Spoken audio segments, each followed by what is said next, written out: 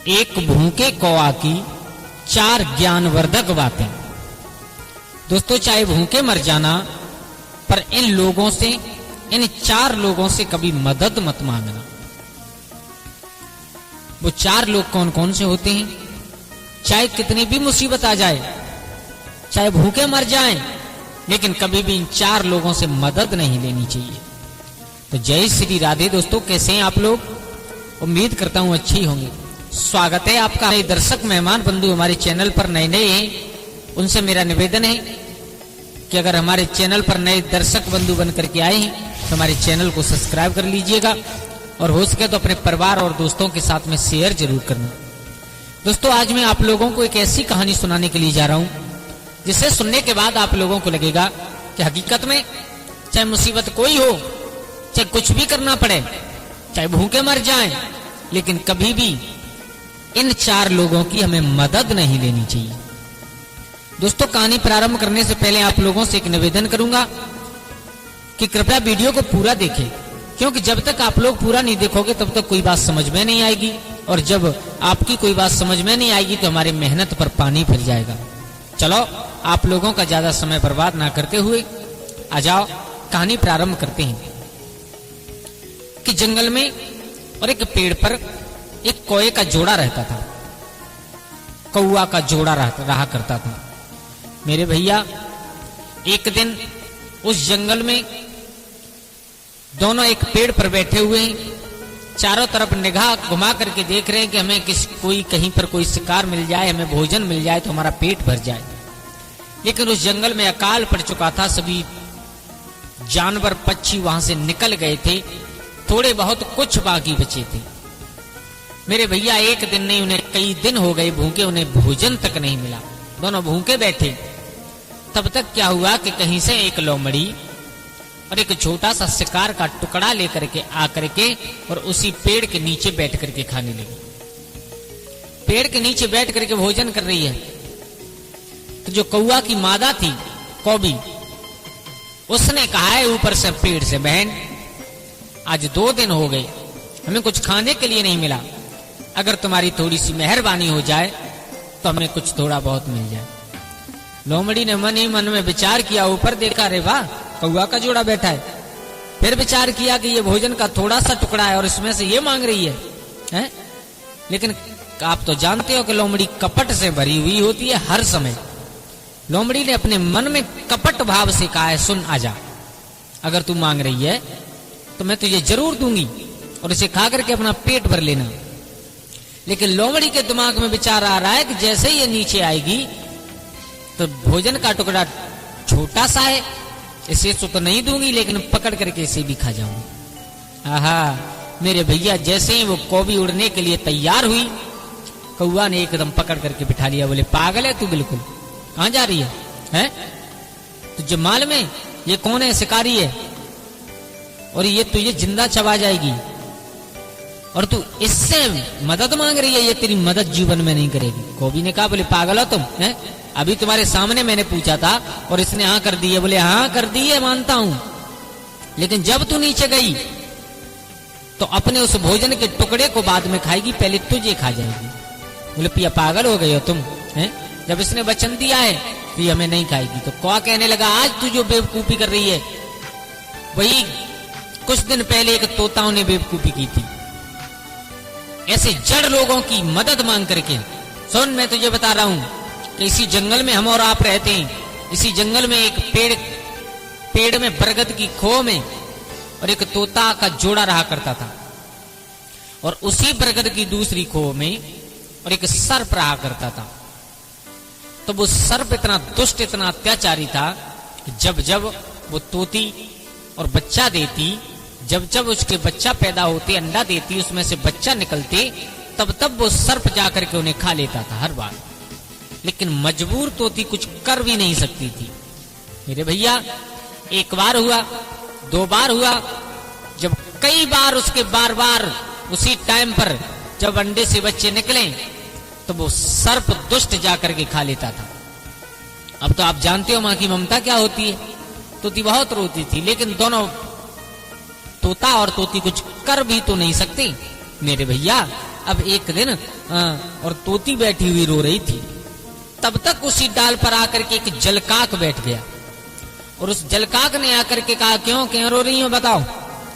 बोले भैया क्या बताएं हम तुम्हें, जिस पेड़ की खो में हम रहते हैं और इसी पेड़ की एक दूसरी खो में और एक सर्प रहा करता है। वो इतना अत्याचारी है, इतना दुष्ट है कि जब जब मेरे बच्चे छोटे छोटे अंडे से निकलते हैं तब तब आकर के खा जाता है। हमारे पास रोने के सिवा कुछ नहीं बचता। जलकाक बोला, बोले तोती तुम पागल हो, रोने से किसी समस्या का समाधान नहीं होता, रोने से किसी समस्या का हल नहीं निकलता। समस्या का हल निकालने के लिए हमें अपने दिमाग पर जोर लगाना चाहिए। अगर शरीर में सामर्थ्य है तो उससे लड़ना चाहिए, अन्यथा अपने दिमाग पर जोर लगाओ। बोले कैसे? बोले अगर इस सर्प को यहाँ से निकाल करके भगा दिया जाए तो कैसा रहेगा? बोले बहुत अच्छा रहेगा, बहुत अच्छा रहेगा। तो बोले आप हमारे साथ चलिए। बोले कहाँ? बोले हम तुम्हें एक झील पर लेकर के चलते हैं और वहां से छोटी छोटी मछलियों को पकड़ करके मेरे साथ लाना। तोती ने कहा हम तो ये मछली खाते नहीं है। बोले तुम्हें खानी नहीं है, केवल मेरे साथ लेकर के आना। बोले ठीक है मेरे भैया। और वहीं से कुछ दूरी पर एक बिल बना करके नेवला रहा करता था, नेवला।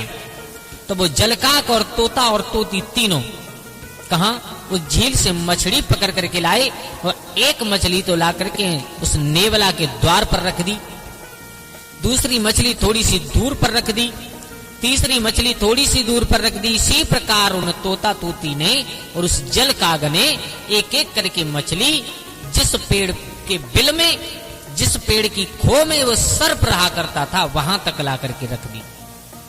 मेरे भैया कुछ समय पश्चात नेवला अपने घर से निकला। क्या देखा कि द्वारे पर मछली पड़ी है, बड़ा खुश हुआ। बोले आज तो भगवान ने वो घर पर ही भोजन दे दिया, उसे खा लिया। अब थोड़ा सा और आगे बढ़ा, एक और मिली, उससे खा लिया। और आगे बढ़ा, एक और मिली।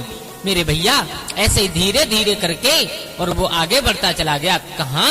जहां पर सर्प का बिल था, सर्प जिस खो में रहा करता था उसी खो के द्वार पर पहुंच गया।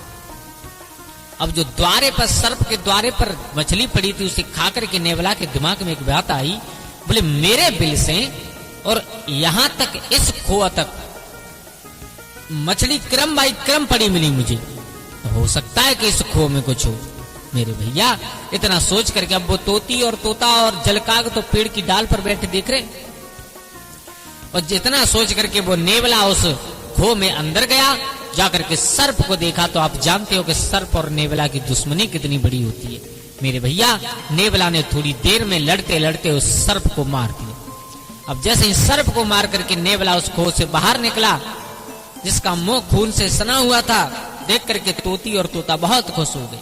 ऊपर से आवाज लगाई है, भैया नेवला तुम्हारा दिल से धन्यवाद, जुग जुग जीना आप। नेवला ने नजर की, बोले तुम कौन हो? बोले हमें तोती।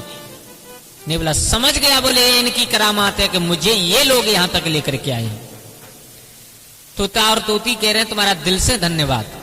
नेवला ने कहा ठीक है, अब ऊपर से ही धन्यवाद करते रहोगे या नीचे आओगे? मेरे भैया और वो जैसे ही तोती उड़ करके नीचे आई, नेवला के पास बैठी, उस नेवला ने पकड़ करके तोती को भी मार दिया, मार दिया। देखो इस जगह पर तोता और तोती ने कितनी बड़ी गलती की थी कि अपने एक दुश्मन से छुटकारा पाने के लिए दूसरे दुश्मन की मदद ली, उसका खामियाजा उन्हें भुगतना पड़ा। दोस्तों हम चाहे कितने भी परिस्थिति में क्यों ना हो, हमें इन चार लोगों की कभी भी मदद नहीं लेनी चाहिए, कभी भी। नंबर एक, अपने दुश्मन के कभी भी मदद नहीं मांगनी चाहिए। जो हमारा दुश्मन है, अगर हम उससे मदद मांगेंगे तो वो दाव देख करके, समय देख करके और तुम्हारे ऊपर जरूर वार करेगा, उसे कोई रोकने वाला नहीं है। नंबर दो, अहंकारी व्यक्ति से कभी भी इंसान को मदद नहीं मांगनी चाहिए, क्योंकि अहंकारी व्यक्ति मदद कर तो देगा, लेकिन जिस दिन तुम सामने आ गए उस दिन तुम्हारे मुख पर मार देगा। तो ऐसे व्यक्ति से कभी मदद नहीं लेनी चाहिए। तीसरा, कपटी इंसान से कभी भी मदद नहीं मांगनी चाहिए। जो लोग कपटी हुआ करते हैं, अपने दिल में कपट धारण करने के बाद रहते हैं, उनसे कभी मदद नहीं लेनी चाहिए। और नंबर चौथा, सबसे बड़ी बात यह है कि नशे में धुत आदमी से कभी मदद नहीं लेनी चाहिए। क्यों? क्योंकि नशे में धुत इंसान तो मरेगा, लेकिन वो आपको भी ले डूबेगा साथ में। अगर कोई नशे में दुत बाइक पर चला आ रहा है, आप पैदल आ रहे हो और आपने उससे मदद मांग ली कि भैया थोड़ी दूर तक हमें छोड़ दो, वो नशे में अगर लेके खाई की तरफ चला गया तो क्या होगा आप सब लोग अच्छी तरीका से जानते हो। तो दोस्तों, इस कहानी से केवल हमें यही सीखने के लिए मिलता है कि अपने दुश्मन से कभी मदद नहीं लेनी चाहिए, अहंकारी व्यक्ति से कभी मदद नहीं मांगनी चाहिए, और कपटी इंसान से कभी मदद नहीं लेनी चाहिए, और नशे में धुत इंसान से कभी भी मदद नहीं मांगनी चाहिए। वो कौआ समझा रहा है कौवी, जो तुम आज गलती करने के लिए जा रही हो, उस दिन वो उन तोताओं के जोड़ा ने गलती की थी तो उसका खामियाजा उसे भुगतना पड़ा। ये मेरा वचन है कि अगर तुम इस लोमड़ी से मदद के लिए जाओगी और इस लोमड़ी से मदद मांगोगी तो ये अपना भोजन बाद में खाएगी, पहले तुम्हें पकड़ करके खा जाएगी। तो दोस्तों, कैसी लगी आप लोगों को हमारी ये कहानी? अगर अच्छी लगी हो तो प्लीज हमारे चैनल को सब्सक्राइब कर लें और हो सके तो अपने परिवार और दोस्तों के साथ में शेयर जरूर करना।